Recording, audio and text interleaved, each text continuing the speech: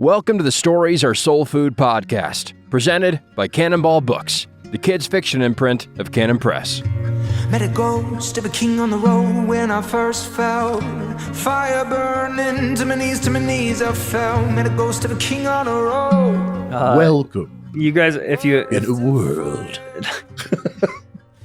I bet our listeners have not heard you read Hello Ninja, the original board book available on, because that's pretty good. I haven't either. You did all the sound effects. Oh, I did. Yeah. This is true. Planes, sheep, coyotes, snakes. Whatever happened to blah, blah, black sheep, and why hasn't that released? Oh, I'm sorry, not Hello Ninja. Blah, blah. Yeah. Yeah. I mean, do you want to talk about it on the podcast? Because we're waiting on you. No, you're not. You're actually not. There's no way you are. You're not the only reason. You're the one that we blame you for. I could go check my email history, and I guarantee you're not waiting on me. The manuscript's not done. Wait, I haven't received edits. We'll check.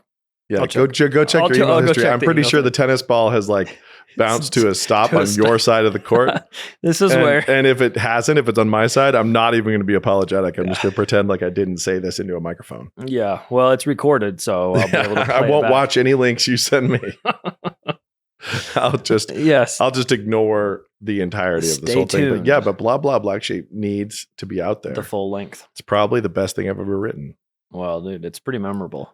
So, except for I only just remembered it after a very long time although I will say I've been asked many times about it. I just forget. I'd blame you. Well, I think it's obviously in Brian's court. I'm working on this scarcity. Is Brian's court. This is the law of scarcity. Yep. If people can't have it, the more they want it. So eventually we'll release it and it will be huge. Perfect. It's going to be enormous. Huge. Wildly profitable. Yep. Blah, blah, black sheep. Well, I'm happy that we don't have to sit here and talk about politics. Do we not? Donald Trump being arrested. We get to talk about Did he get pets. arrested? Did he get arrested yet? He said he's getting arrested tomorrow. I really hope he does. I hate agent of chaos. I hate boredom. Don't promise me things and then have them not come to pass. I know. That's the worst, is the fake. You're going to have a house fire this summer, and then I don't, and it's really disappointing. Yeah. No, I definitely am a sucker for narratives and plot points and action, and I need things to propel. I need things to always be propelled. You love forward. The break into two, the moment where it's all of a sudden. Absolutely. I love the inciting incident. I want constant breaks. When the character accepts the call and the next thing happens and they're off. Kerbam. Yeah. Perfect. That's what I want. Well, Donald, so if you can do anything. Yeah, and until he's arrested, I'm just not interested in him as a character at all. Yeah, he's been really boring. It's just, there's nothing there. Yeah. There's nothing there at all. The germaphobe thing ruined it all. Gosh. Donald and COVID. In a world where your president is afraid of germs. Yeah. Okay. Yes. Well, let's see. I thought probably time for a pet update from the Wilson house, being as we have acquired. Yes. Well done. A Beagle. From the Cole house. A pet update to the Wilson house from the Cole house. Yes. Well, I wanted to check in on you guys and see, because you had I think 10 or 12 pets at one point. And we have, at the moment, we have 2 geckos, a black-headed python named Dave. Mm-hmm. We have a giant African tortoise and currently living in a plastic pool in my library. Okay. And her name is Rosalinda. Mm-hmm. And my father-in-law, who also lives with us, calls her Esmeralda and cannot ever remember what her actual name is. She's huge. She's probably 55 pounds. How old is she? About? Let's see. So she was given to my daughter on my daughter's 5th birthday. My daughter's now 18, so 13 years old. Okay. And they can get pretty old, right? Yeah. Esmeralda should outlive us all. Like 150, right? And will be enormous. These are the giant burrowing tortoises. She pastures outside in all the warm months, has a big patch, 1/4 acre or so, that she just Do you mows. fence her in, or does she stay? No, she does not stay. She's fenced. Okay. She will go die off in the a farmer's field somewhere. Make a break for Guatemala. Yeah, 100%. So that's Rosalinda. So yeah, 2 geckos, Dave the black, and they are named Speck and Cindy after the rattlesnakes in Outlaws of Time. Dave, the black-headed python, Rosalinda, the giant African tortoise, and then we have my father-in-law, Bill Garraway. And then we have Dixie Mist, Molly Mack, and Charlie Mack, 3 GSPs. Which stands for those of us who don't know, the German short hair pointers. pointer. Yes. I just couldn't remember the G. Yeah. The German. The G is for German. They're very smart. They're very friendly, funny. Yeah. Hunters all day, every day. Yeah. And when we got the first one, I was warned that they're a very energetic breed. Mm-hmm. And I thought I had 5 children, the oldest of whom was in 6th grade. And I figured this dog's going to need a safe word and a nice time out place in terms of energy. And yeah, she did actually. There's a lot of times where she kennel trained really easily because the kids were not allowed to get her in her kennel. You may not touch her, pull her out, do anything, just leave her when she's in her crate. Yeah. And so she would just go hide and sleep and then come out and party, and there'd be kids, nice partying with her. Then she needed that spot. So yeah. What is weirder than giving your kids a dog for Christmas? More unexpected was giving the same kids another dog the next Christmas. We thought, what would they never expect? The Christmas after getting a puppy for Christmas would be another puppy. Nice. And we were right. They were very confused. They were extremely confused. They were like, wait a minute. Yeah. And we did the gift. We did it late at night so we wouldn't have to hide her. We, woke them up, brought them down. They all just sit in a circle, and I set the new puppy in between them, and they were in their sleep fogged minds. One of them immediately asked, "What happened? Like, how did Dixie shrink?" It's like, and they're half sisters. Yeah, those first 2, and we daisy chained them. So there's half sisters and then half brother. On the other side. Nice. And the 3 GSPs are a party. They are a party. And then we have an almost infinite supply of owls, falcons, ravens, and mice. Yeah. Out on our land. Right. And I told my daughter really wanted a pet raven. And I told her she may have one. And I just said, these are all yours. Like, see these ravens? Because we were watching some big mountain ravens at the time, and she really wanted one. I was like, you may have it.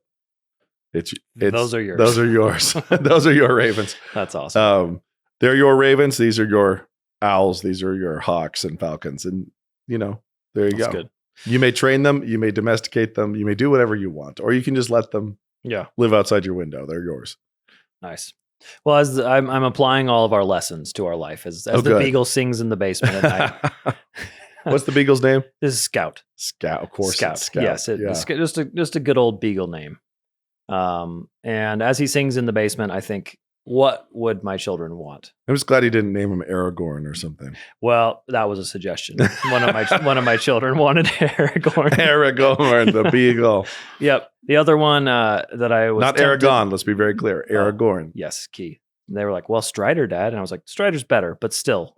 These are short legs. This is the Beagle. There's no striding. Maybe an Irish wolfhound named Strider. Yeah, but Miguel, the Beagle, is the other was the other suggestion. But Scout's good. Scout is good. Yeah. Right now, the baby and Scout just lick each other face to face, tongue to tongue, and that's the process we're trying to put a stop to. That is what we all should have done for COVID. Yeah.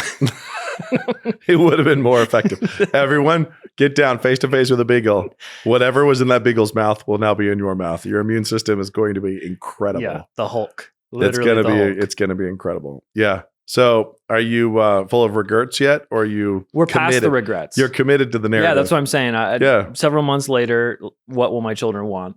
Lifetimes later, will they look back and say, Dad had a good sleep for a couple of weeks? Yeah. Or Dad got us a dog when we were kids. We got a dog. Well, actually, I mean, I was going to, this is something I think we've only done in audio, but you gave that, you don't really think pets are an option. No, as far as parents. You think they're a requirement. They are required. Yeah. So we've only got 3. This is the pets episode now. Yeah. We've got Ruffian and Rascal, the gerbils. And then, little villains. Those are always villains, cannibals. Yeah. That ours, you just put enough boxes in there, they don't kill each other. That's what I've learned because they chew. They chew nonstop on the Yeah. boxes instead of each other. But my friends, Yeah, do you know lots why of they cannibal chew? stories. Because their insides would grow through their brains. Because their teeth never stop growing, See, like lots of rodents. God made rodents very interesting. Yes. The biological tooth killer.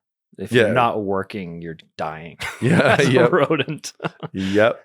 The Beagle's very interested in the gerbils. So No doubt. there may be a tragedy in our future. At some point, at the appropriate time, there may be a tragedy. Yeah. I did actually see a clip of somebody with an indoor beaver, and it made me think that would be really awesome. And then as I watched this hilarious clip, I thought, no, it wouldn't.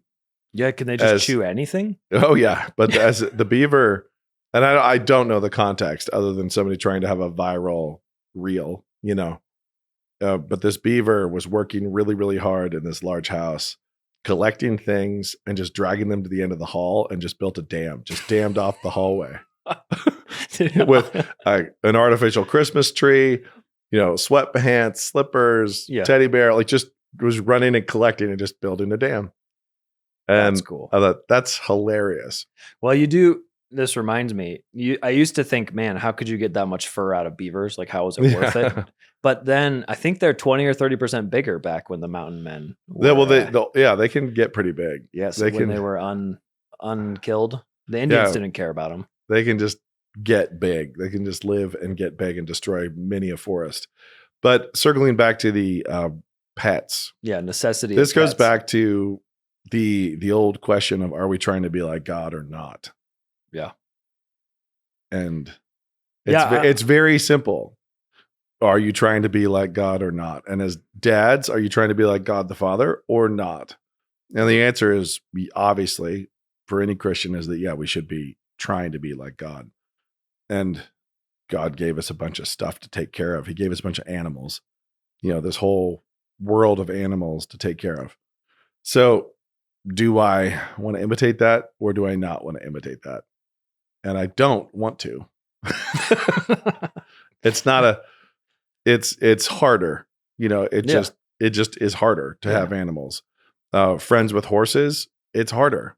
When Darren Doan, good friend, is off picking up hay for his horses, that's work. Tending horses is work. Training dogs, doing a good job as a master is work. If you slack off, you can't just have them. If you slack off, then you've failed in this next level of difficulty, the next level of imitation of what we're supposed to be doing. So I don't think, there are obviously situations where you can't get your kids pets, but we always had, with our little kids, we always had pets at whatever capacity we can handle, whether it was praying mantises that are seasonal pets, and you had to feed the mantis and catch flies and put them in there and all that kind of stuff. Fish, we always had things that are alive that we gave you that you have to try to take care of. Right. And when they're really little, you either want them extremely durable, like a dog, or extremely disposable, like gerbils or goldfish, that kind of thing. But you don't want to instill the wrong lesson, which is just, they can just die. Right. Whatever. We don't care about our animals. We just let them die. Is the wrong. Just the quick lifespan of a goldfish I've found is pretty perfect. Yeah. It lasts works. a summer or two. And then, some of my earliest life lessons were pet related. My pet rat that my dad wouldn't buy me a dog, but he did buy me many, many small animals. And I remember the rat, I put syrup on my finger and put it in the cage for the rat to lick off, but the rat just chomped straight through to the bone. And I still remember the rat hanging from my finger as I think, you betrayed me. That was unintelligent, Brian. Yeah, it was really dumb. That's a kindergarten dumb move that I never forgot. And I forgave my rat. It wasn't his fault. Our first pet was Jack the bull snake.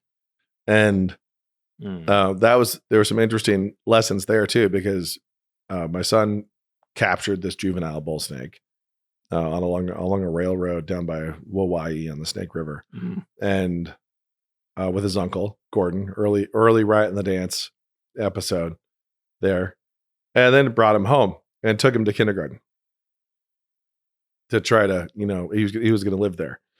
And so Jack was really having trouble. And the kindergarten teacher was telling me, like, he's not eating and he's, no energy and everything's bad. And as we pulled Jack home to figure out what was going on, and discovered that the kindergarten teacher didn't know that snakes drink. Oh, so Jack was very thirsty. Yeah. And so she was spritzing him with a mister, and that was the extent of his water. Ooh. It was a little like mist spritz. So amphibian level. Yeah. Yeah. And just a basic misunderstanding of a desert creature. And so still needs to drink. And so when we got him home and discovered this, like, okay. There's no water. And I'd asked all these questions of like, are you giving him water? Like, is he drinking? And she would say, yes, I'm giving him water. Cause that was the thought. And I remember sticking Jack's face in a bowl of water and just, holding him and just, sticking his face in there. And at this point, he was on death's door. And he just kept his face in there and just swallowed and just drank water until that whole snake must have just been a water balloon. One of those long balloons. Yeah. And he just sat in there, and watching a snake drink is pretty wild. That's cool. I don't think I've seen it. And then because he had lost his appetite, wasn't able to eat at that point, we had to force feed him. And that was a neat discovery. So my uncle Gordon told us, he's like, it's actually pretty easy. You lever the mouth open, and then once you put the food far enough back in the throat, there's a swallow reflex. Because they can't throw up. Snakes it's just going to go down. Vomit, yeah. Oh, I've seen it done. Oh, they can vomit? I've seen a snake vomit. Yeah, I saw a garter snake. Oh, yeah, slugs. Actually, when we've caught them after eating, I've seen them vomit slugs out. Yeah, so if they've just recently eaten, then they're under threat and they're trying to accelerate to escape, they can puke something up. Yeah, okay. That's what happens. But it's like under distress, they'll do it. Yeah. So Jack the bull snake, he did not want to eat anything. He just wanted to have his drink and die in peace at that point. And got a little shard of a popsicle stick, and Gordon sat there and showed me how to lever his lower jaw open, and we rolled up little balls of hamburger and tucked this raw hamburger in his mouth, and then poked it to the back of his throat, and he just had the swallow reflex. So this is probably the only bull snake that ate cows. Well, I was gonna say, he's like, where can I get this taste ever? Yeah. So he came back pretty quick and lived many years after that. He eventually died tragically, like a python trying to eat an alligator. He went to the death with a very large mouse and was overconfident and ate that thing before it was dead, and it regained consciousness inside the snake, and that's the end of Jack the bull snake. But we had him for many years, and then Rory replaced him with Dave the black-eyed python. Okay, nice. And who's beautiful. I mean, just a really strikingly gorgeous snake. Those snakes look like they're painted by a first grader because they. Yeah, the heads are so black. Yeah, like the level of blackness achieved is, the eyeball and head is incredible, and then his body is very autumnal, and so he's got this yellow, orange, rusty body and this jet black head, and he's gotten quite large. I mean, he's maybe 7 feet now, 6 or 7. Wow, that's cool. Yeah. So Dave, and with Rory off at school, Heather very diligently goes in and gives Dave his water, and she's a little nervous about feeding him his dinner, but she gets him his water. But yeah, great. Dave is great. Jack was first. We had some mini mantises, and Mantis is the one that gave me one of my weirdest nature moments ever. And I've had weird nature moments, but one of the weirdest I've ever had was watching a mantis rip the head off a fly, and big fat fly shucked the head off and just went in for the yummy the tasty meal behind the head. And while this mantis is eating a decapitated fly, and you're looking at this thinking, this is, so gory. Yeah. And even now there's people thinking, I don't want to hear this. I don't. It's a fly. Yeah. It's a fly. It's a bug eating a bug. And so this mantis is eating the fly. And at this moment, the head's gone. Fly knows it's done. It delivers a bunch of young. And I'm sitting here watching. Nasty. I'm watching this fly and live birth. And I was like, what on earth? I had no idea this was possible. It's like in any way Just for there maggots to be little tiny baby maggots. I mean, tiny ones that hit the bottom of the mantis's cage and then just started wriggling for cover in every different direction. These little tiny things. And man, I did not know this was a thing. I did not know this was a thing, that there's like maternal instincts that could kick in for a fly that has already lost her head. Her head is gone. Wow. And that kicked in. And so that was a little stunning to me. That's crazy. And it's probably one of the wildest things I've ever seen. And I've gone hunting for wild things. And that happened at our kitchen table. It's like that's once we had a pet. So that's great. No, I remember we caught garters, of course, all summer long, and as you must do. And I tried to introduce one to my rat thinking they'd be friends. I was not very smart. And the rat just bit its head, and I felt like a bad steward. I forced these two pets because you were a bad steward. And the garter snake we were trying to use as Patricia in our Ashtown Burials book trailer. Oh yeah, is the one that taught me that garter snakes puke. She was like, I did not want to be in I don't want to be in your stupid book trailer. Stop filming me or I'm going to vomit. Yep. The snake that you're casting me as, did this snake vomit? Because I'm about to vomit. Yeah. And it was unpleasant. That's fun. The garter snake musk is one of the worst smells. Oh. I'm impressed that they're able to do something so foul as a what's the biggest garter snake you've ever caught? Not too big. I feel like we're getting close to 2 feet maybe is kind of like the biggest that I've ever gotten. But I know they get way bigger than that. Yeah, I've with Gordon again, we've caught a couple of jumbos. Yeah, how big? And close to 4 feet, over 3 feet. I mean, big ones, like where you just instinctively think this is not a garter snake. And it's so thick. Yeah. But yeah, you're running over 36 inches. They're such good animals. And watching them swim is phenomenal. Just cruise across a pond. They seem very cool. I think they have such an important role where they're just cleaning up all the pests and getting warm in the sun. And I don't know. They do nothing wrong. Yeah, a garter snake does nothing to you. Any of you who object to a garter snake in your yard, come on. Yeah. I still remember that's something Christy we had a bunch of little boys catching snakes all the time. So she had to quickly be a mom who's fine with reptiles. Yeah. But one of the very first ones, the boys ran up and stuck right in her arm and the snake struck and bit her. It just like chomped on. And we had to say, well, that was caused. The snake's not mean. It just thought you were about to eat it. Yeah. So. You were mean.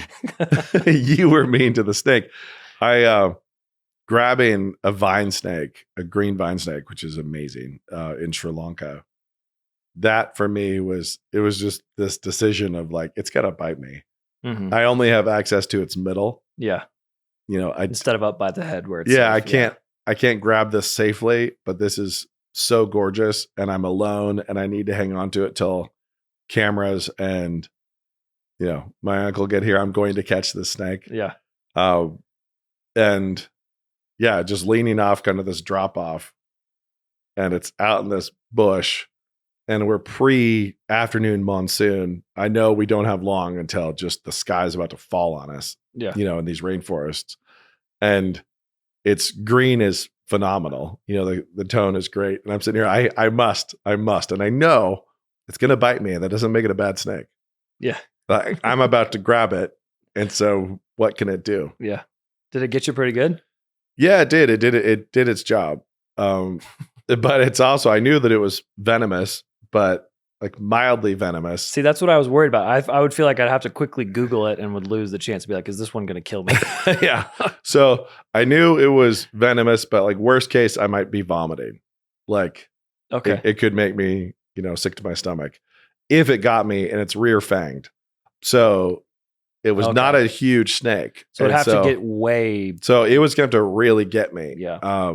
In order to get me. And I grabbed it and it popped my hand real good and totally worth it. And I watched its venom Like there was this little foamy like spritz. It couldn't get its fangs into my skin. It just was spritzing the venom on the surface of my skin. Were you shouting, Dane? No, I waited very patiently. Okay. And it calmed down. Like I was like, we got to make this not a stressful thing. And vine snakes their architecture is phenomenal. So their rib cage is so steep. It's really, really steep. So they can protrude, they can cantilever themselves way out from the branch that they're hanging onto. They just have a lot of they kind of vertical engineering. Gotcha. So if you have a wider rib cage snake, it goes out, then it's going to flop and fall. Like it can only hold its mass. Yeah. So think about a heavy bodied snake or something like that. That's going to stretch out away from a tree trunk or away from a branch. It can't go so far. But a vine snake can really get this rigidity and just keep on cruising. And a flying snake, another rib trick. The flying snake we had in Sri Lanka was also pretty stunning. Okay, because those are another rib. Snakes have tricks with ribs. That's what they do. Rib tricks, which is what a cobra is doing. Oh, when it spreads. When a cobra. Okay, I guess I didn't know that. So a flying snake is like a cobra, but think of the hood runs the entire length of a body. And so it can hood its whole body and create this flat, you got the central spine and then like two really, really long wings. Yeah. That are ribs. And so they'll launch themselves out of treetops and slither across the air and, cruise. That's cool. They can go quite a ways. And so seeing that was awesome. Like seeing a snake spread its ribs like that. The vine snake was way up there. Flying snake was way up there. Cobras, man, are just epic, but not worth keeping as a pet. I would keep a vine snake. Yeah. Yeah, totally. No question. I would keep a vine snake. It's truly gorgeous and awesome. Yeah, that color of green feels unreal. Yeah, it really does. And then the cobras just look fake. They look completely fake. They look like a cartoon. Big. They're big. They're looking you in the eyeball. They're yelling at you because they're angry.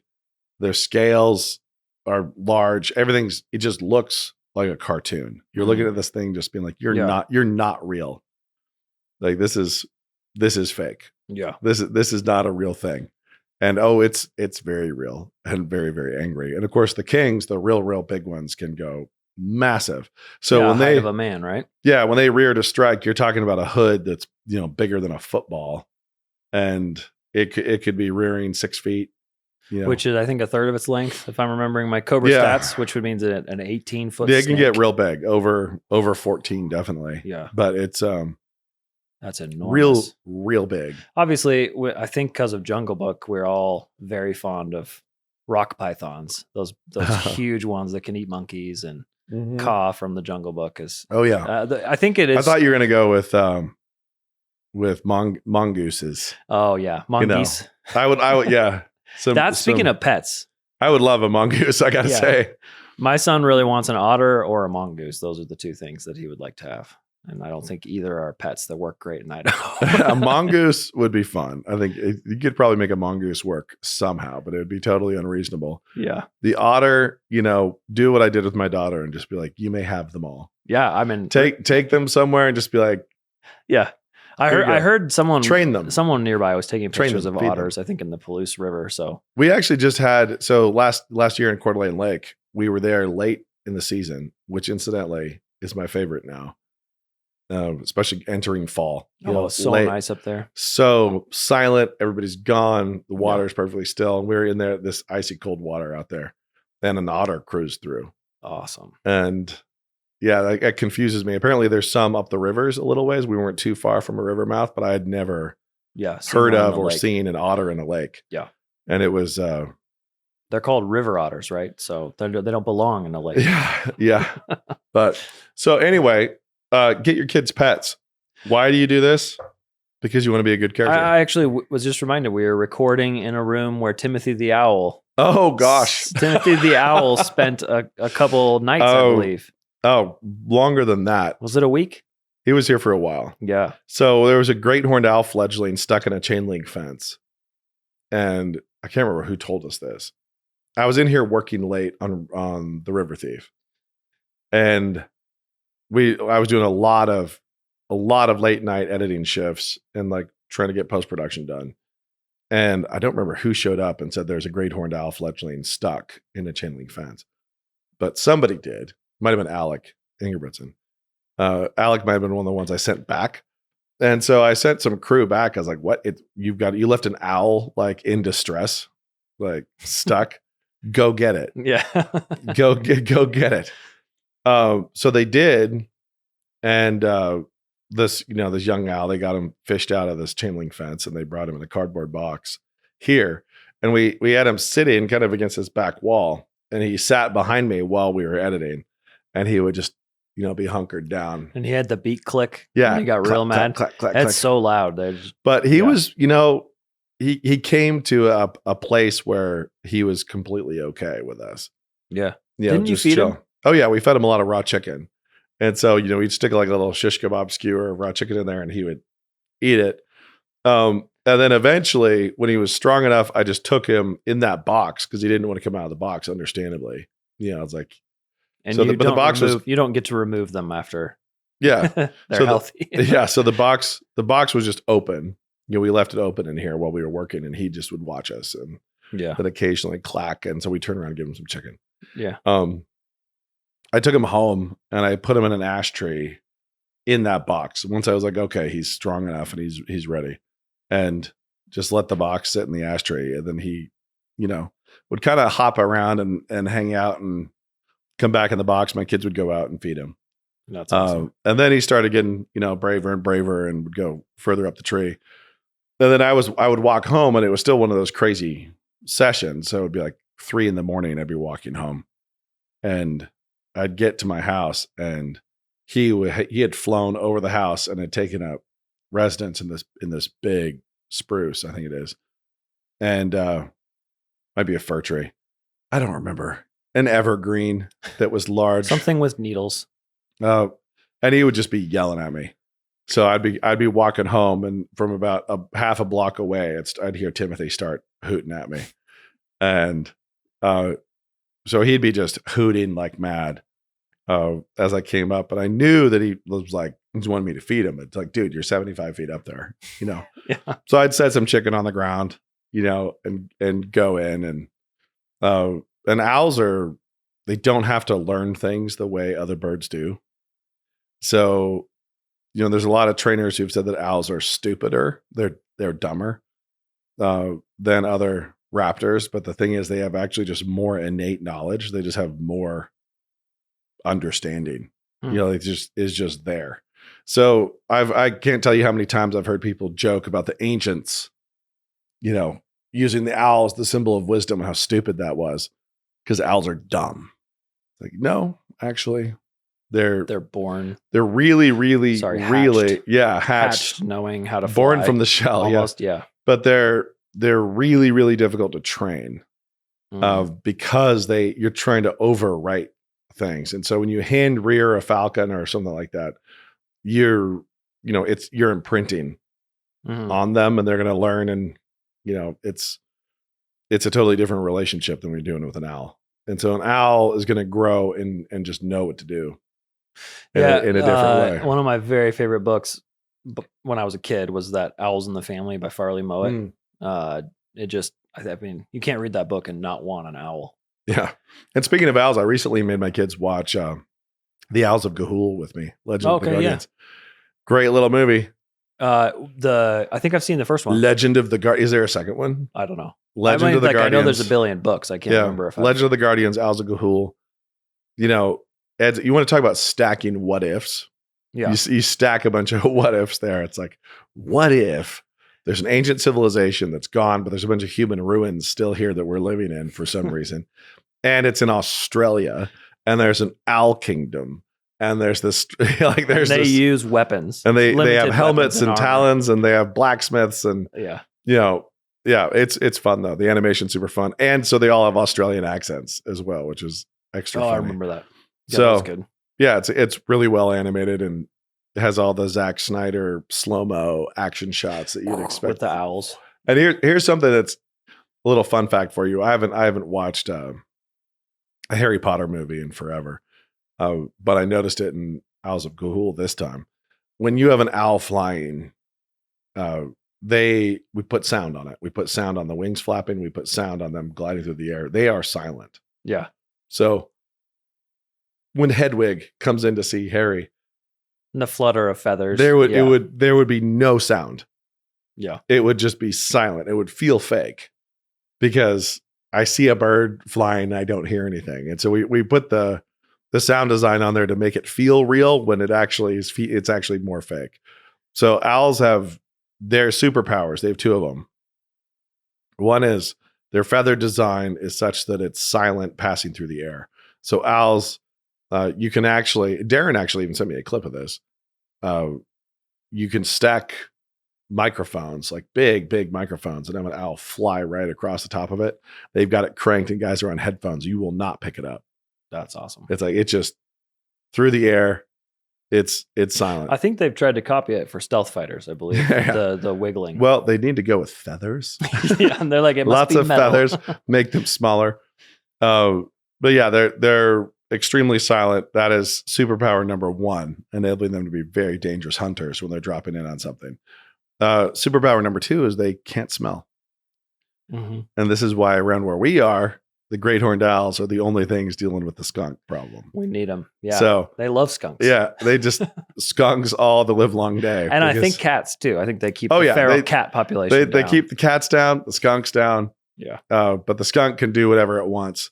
Apparently my dogs and the owls are the only things that don't care about skunk spray. Oh, no, that's terrible. And it's something I didn't know about nose dogs, like really, really charged, like hunting nose dogs, is that smell is not a deterrent. And it's they're just like, this thing is so easy to find. Yeah, this is the easiest thing in the world. And it, like, hilariously, having dogs who are murdering a skunk, and that skunk is doing everything it can, to deter these dogs, and the dogs are just like, yes, we got him. So excited, and you just made it smell even more awesome. Yeah. And the thing that was so funny to me is that the only deterrent that my dogs had for not killing skunks was getting shampooed afterwards, like a bath. That was the worst bath thing. Is like a crazy, crazy deterrent, but the skunk spray, no.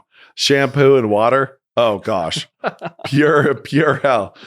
But if there was another skunk sitting there just ready to spray him in the face, they'd be all in. They would just be 100% committed. So did it work? Did the bath work to get? Yeah, there's special skunk shampoo, and that worked okay. But the thing that was funny, this one particular incident, that was glorious. I may have told this story on this podcast. I don't know. We've been doing this podcast for a long time. I know, too long. But I was going to a night shift. Is one of those stretches where my kids got old and it kind of smashed this system. But I'd go through the day. Dinner time, I'm done working. We have dinner time, hanging around with the family, doing all the family stuff. My kids would go to bed. Heather and I would hang out and talk for a little bit, and then I would go back to work. And so I would end up going back to work usually like 9:30 or 10. Yeah, Canaan used to be a hopping place. Yeah. At 10. Yeah, 10 p.m. And so we would go for a walk. We'd do, we would go do a night walk around town, and then I'd come back to the house, say goodnight to her, and I'd head to the office. She'd do work at home, go to bed. I would show up at like 3 a.m, depending, 2 a.m, 4 a.m. It just depends on where I was in the deadline. But that was the rhythm of it. There was one night where she was like, do you have to, really? Like, you're getting back? Because we always talked about trying to get out of this rhythm. It'd be nice to not be in this rhythm. But I had another deadline coming, and I was getting back into the night shifts again. And so we went on this nice long walk, a couple miles or whatever, and then come back to the house. And she didn't want me to leave. She's like, we could just hang out one more night. We'll watch a movie, whatever. Get a good night's sleep, and we can start tomorrow, that kind of thing. And I was like, no, I really need to start tonight. So I get in my truck and I drive this time down to Cannon, and I make it maybe a block, and my phone rings and it's Heather calling me. And I'm like, okay, really already? It's been 30 seconds, but I answer it, even though it was an unreasonably quick time. And she's screaming. She is screaming bloody murder. Oh no. And I don't know what's going on, but I'm half a block away and I just whip around. I can hear her yelling at the dogs. And so I hear all sorts of smashing and clattering. And it turns out she's throwing iron patio furniture at my dogs. She's picking up chairs and throwing them at the dogs because they are taking turns ragdolling a skunk on my back patio. So I come around. Dixie, the oldest one, she has the skunk's head in her mouth. Like all the way in her mouth, because she's getting her tongue and her cheeks chewed by a skunk. She's got the head in her mouth and she's ragdolling the skunk by the head while it's spraying everywhere. And then she throws it down and Molly, the second dog, jumps in and is, scruff right, shaking it as well. And they're 8 feet from the back door of my house. Kids are asleep. I show back up. Heather is, she's throwing things at the dogs. She's trying to get them under control. She finally gets them to leave it, which is really, really difficult to do, but she does get them under control. And I'm walking around the whole neighborhood. The whole neighborhood reeks at this point. And I come around. The skunk is alive and angry, but Dixie's broken its back. So it's paralyzed on the back patio. And it's completely empty of all juices. I mean, it has emptied itself out. So the way the dogs were approaching the skunk was pretty violent, and it had plenty of time to get all the spray out. And you think about it, spray like stopping a grizzly bear. Yeah. But not mountain lions, grizzly bears, but not GSPs. There's other dogs too that just love it too much. So we then drive to Walmart. We buy the skunk spray. We have a whole routine. I mean, the dogs are so sad. We got them all tied up in the front of the house away, and they're just crying and just pulling, almost passing out. They're pulling so hard to get back to hit that skunk again. And it's so funny that they smell so vile. They're covered wet to the touch, covered. Like the dogs are just, they are sticky and wet with skunk spray. Gross. Like that's how sprayed these dogs are. And just want more. And they're just bawling, crying. They want more. So the poor neighbors, just had these crying dogs outside, and we had to do this outside wash, and we bought the skunk spray and lathered them all up, and they were just so miserable and they're crying because of that. And I'd put them in the back of my truck even to drive off to Walmart and stuff, just to like air them out. So we come back, we go through all this thing, and the skunk has died of natural causes on the back patio. I go get a trash bag and like have to grab it by the scruff and, invert it and tie it, and I bag the skunk. And then finally I missed my night shift. My wife was right. My night shift was all skunks. Needed to start. Got to bed like 2 or 3 in the morning, just dealing with all the skunk stuff. Our kids wake up. They were on the 3rd floor of our house. And so they were way up there, and they wake up and they tumble out of bed and they take their showers, get changed, grab their stuff. They grab backpacks and they go to school. Well, there starts being this big question at school of like, what's that smell? Like, what is that smell? The whole gym reeked. And it was their backpacks. Their backpacks, which had been in the house, like inside the house. Wow. They were like, they didn't reek. They were, right, way up. But just grabbing their backpacks from inside the house, sealed off, they weren't part of the action. But the gym, the halls, everybody was like, what is this? There's a skunk. Like somewhere there's a skunk. Like the power of that is amazing. I don't quite understand how it works. Like there's got to be a spiritual aspect to it. Like I've read all the articles and I've seen all the diagrams and I've watched all the videos of how skunk spray works, and it still doesn't make sense to me. Yeah, how they aerosolize that so well to get everywhere. How it can just cling to something. Yeah. Somehow that was nowhere near. Yeah. Is really, really weird to me. But anyway, that's my dogs. And this has been the pet episode. The thing is, I want a lot, I want more. We gotta get through some more and different, but I want to do a good job with these pets. Yeah. And then, do I expect to have more critters at different points? Absolutely, I do. Totally. But I think it is all connected to who are you? And on this planet, what is this world? Who is your God? Who made you? What else did he make? Like, what else did he make? Yeah. And what kind of character are you supposed to be? And do you want to be the mom who is saying, no, you can't, Johnny. No, never. No. Do you want to be the dad who's like, you know what? Your mom's a bummer and I just don't feel like dealing with it. So we're not going to have a dog. Right. I mean, that's just the worst. Yeah. So when we got our first dog, the amount of money and headache and hilarity that we were going to have, we just had no idea how much there was, like how much future there was. But we knew as my oldest was in 6th grade and we wanted him to have a dog when he was a kid. Yeah. And that was the mechanism, is we would like him to have had a dog while he was a boy, like in boyhood. Yeah. Because there is nothing like boyhood and a dog. And it's not to knock girls and dogs. My girls adore our dogs and they have hilarious relationships, but there is something about being a boy just out in the mud and the creek. Like the dog's like a chaperone, but with no inhibitions and is going to behave even worse than you are. Like, and forces you to be the responsible one. Yeah. In a really weird kind of a way. But childhood in general, childhood and puppies and dogs, like that is. Oh man, even just a week of it, watching the puppy with, our 4th grader is the oldest. It's clearly his, he loves. It's a kind of affection and a kind of loyalty that exists nowhere else. It's a very distinct and interesting thing. Yeah, you think it's a picture of this world.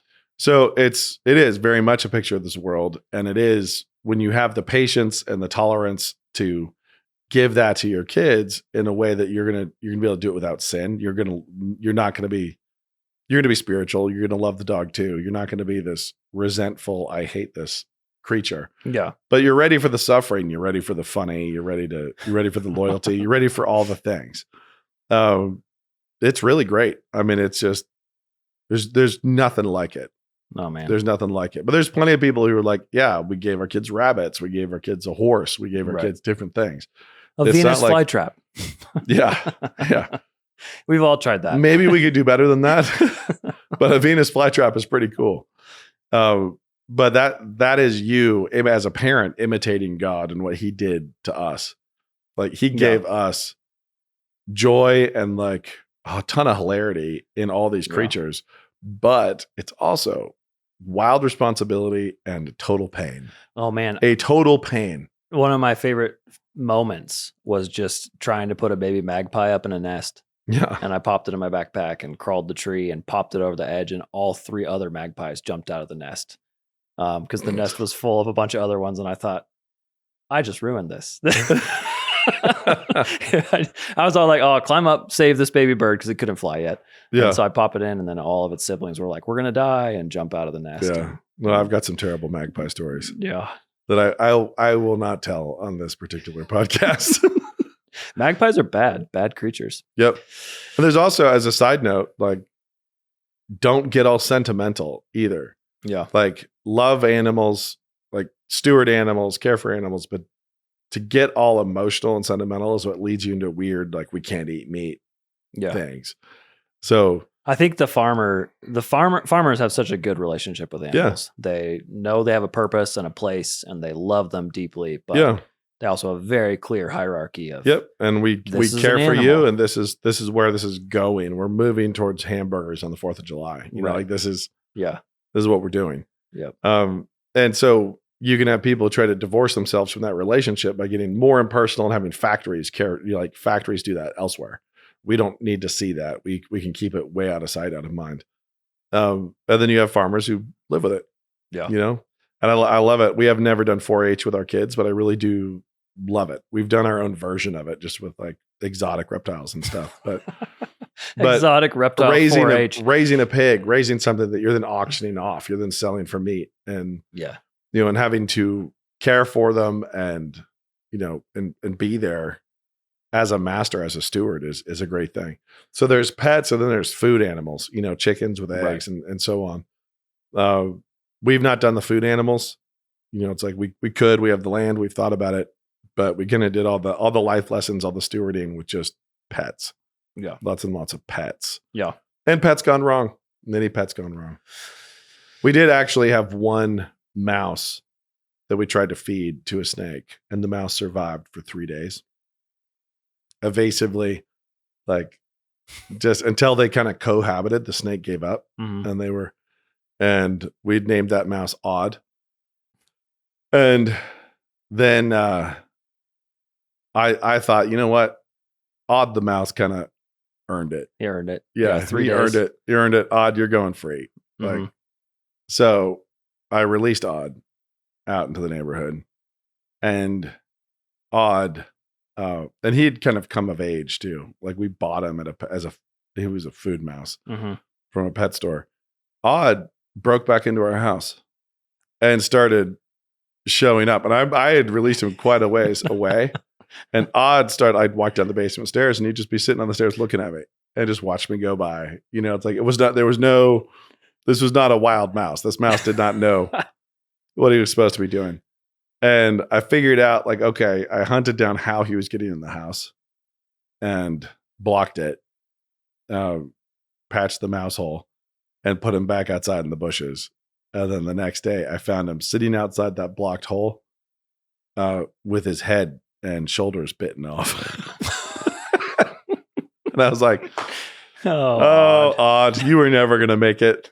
You were never going to make it. And that, I think, is this perfect, with the weird balance of how our sentimentality goes wrong, where it's like, here, I bought this mouse and I put it in the cage with the snake. And then he is battled and fought and survived. And so you put way too much narrative. Yeah. And it's like, suddenly I'm like, this food mouse has lived and is scampering around on the top of the cage and evading the strikes until the snake's given up. And then they're sleeping together. The snake's coiled and the mouse is sleeping on the snake.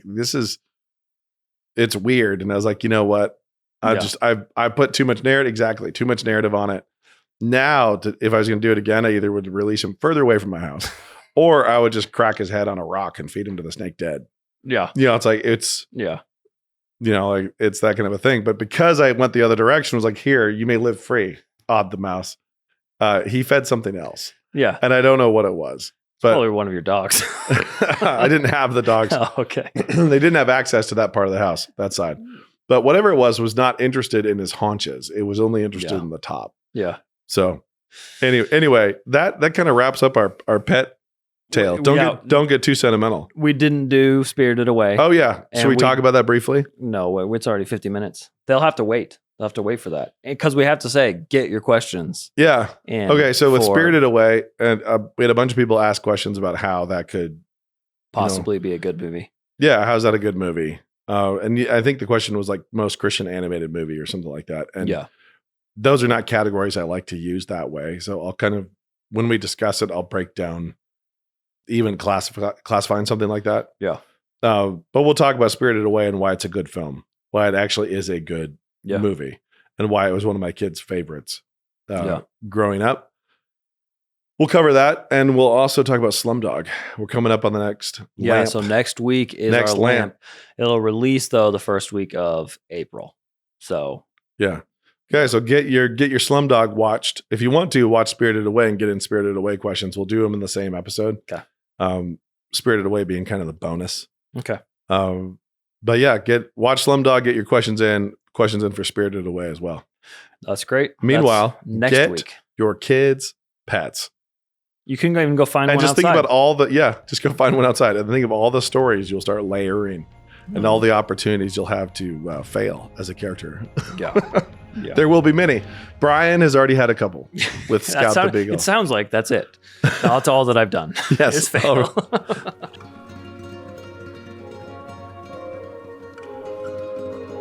I hope you enjoyed this latest episode of Stories or Soul Food, and I have something special for you because I'm excited about it, so you get to hear about it. It is this brand new book by Canon Press about stories. It's called 32. Yes, the number. 32 Christians Who Changed Their World by Dr. Glenn Sunshine. And it's stories of everyday Christians all around the world throughout history, the people you haven't heard of, true multiculturalism, and the way short stories of how their lives changed history and their own culture. It's inspirational. I mean, the Christian faith is a call to adventure. And of course, on our podcast, we love to talk about how stories affect that. And some of my favorite ways of doing that is talking about famous characters in history and not famous characters in history. Oh, and one more part. I get very excited about this stuff as a publisher. Look how cool the shiny black foil is on the nice yellow binding. It's just fun to have a nice hardback book. Anyways, this is available now. It's just releasing, brand new, 32 by Glenn Sunshine.